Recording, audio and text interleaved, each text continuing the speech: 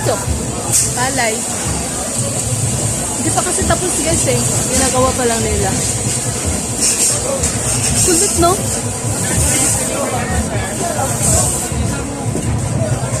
Ito, may mga kamatis yung ano. So ano to? Magbubulok lang to guys. May tubig ko. Sayang, no? Mga radish yun. Yan. May kalabasa. As in, totoong ano yan guys. Mga totoong kalabasa. Palaya. Carrots.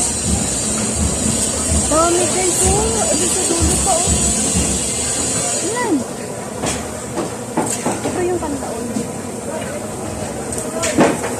Ang kulit.